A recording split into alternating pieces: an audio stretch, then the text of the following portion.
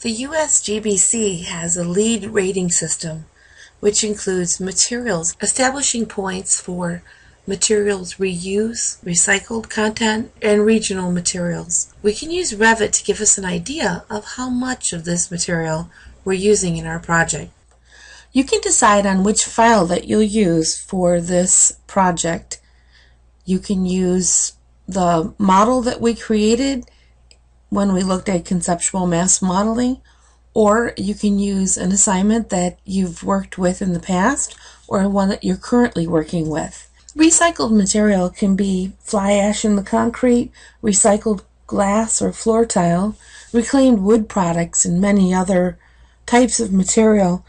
We'll be using recycled carpet material, which can be up to 90% made with rubber tires as part of the recycled material. So we'll go ahead and select your floor.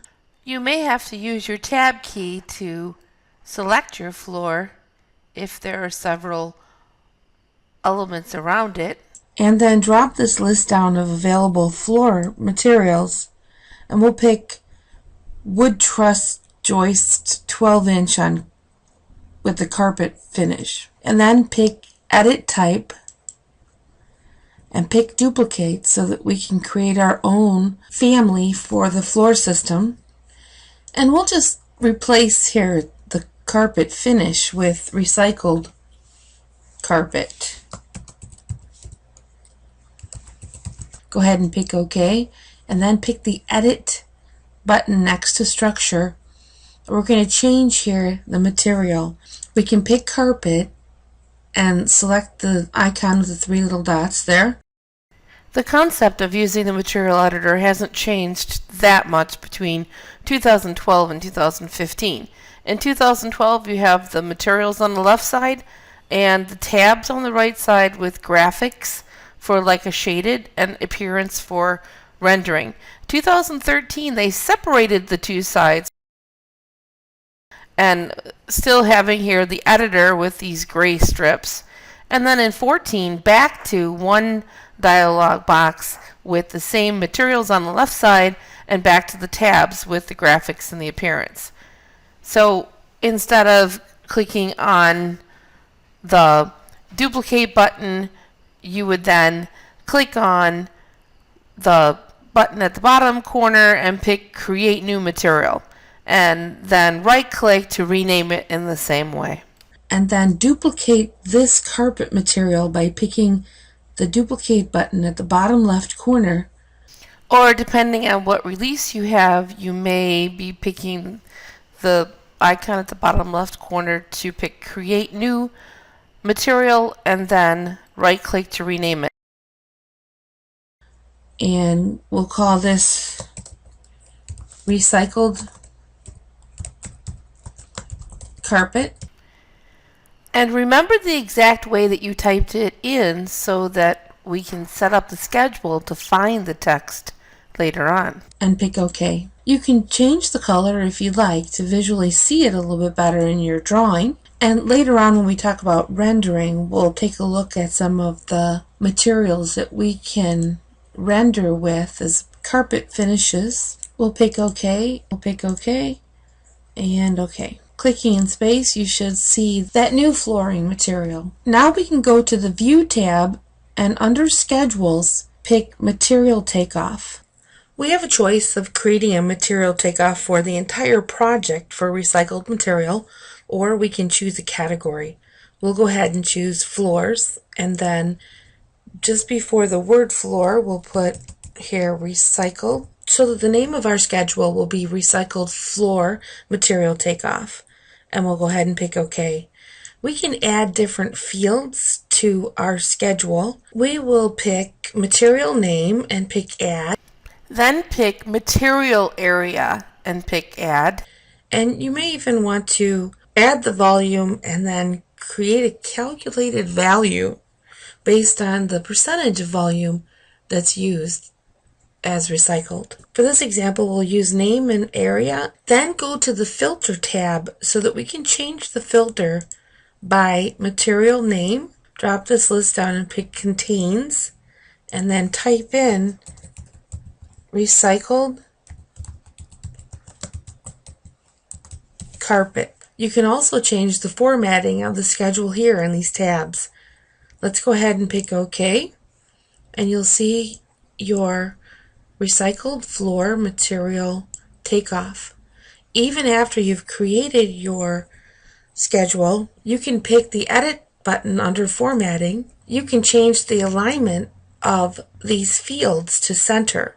Highlight material name and pick Alignment Center, and highlight material area and pick Center and pick OK, and you'll see that your schedule formatting will change, showing you here the recycled carpet and how much of that recycled carpet is in our project. If it didn't work, go back to check the spelling of the material used in the floor and compare it with the filter in the schedule for an exact text match.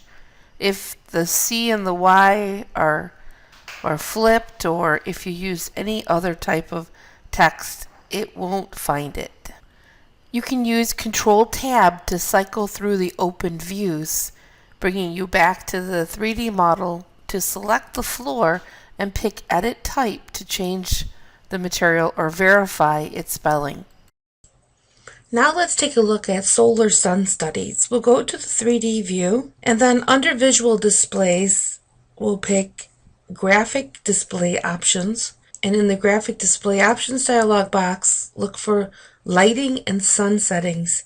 And under Lighting, we can pick under Sun Settings, In Session Lighting. Here you can create a sun study that would be a still solar study or a single day, which would show intervals of time during that one day, or multiple days at a specific time.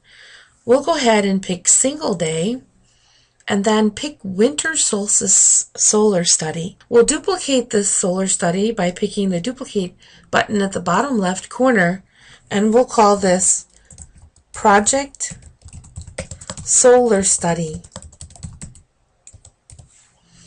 and pick OK.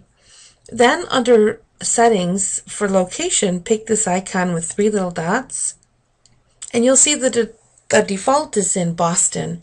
We can type in here Southfield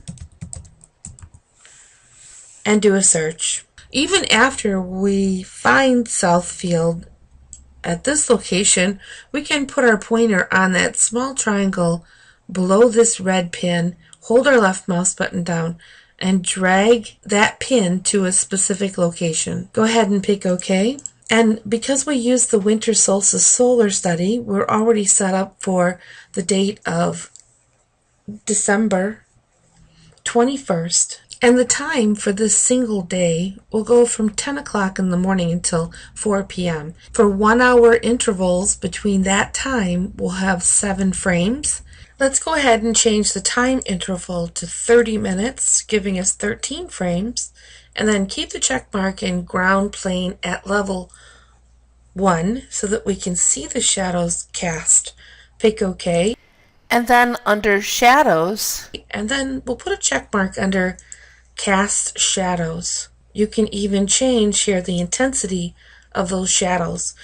We'll take a look at some of the other settings as we come to a different module.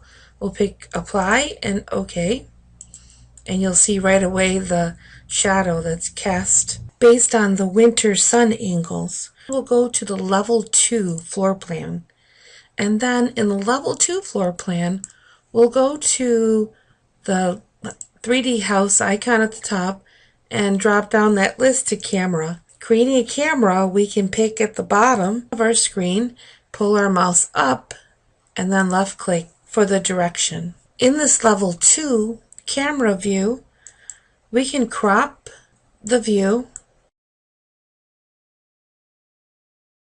and turn our shadows on.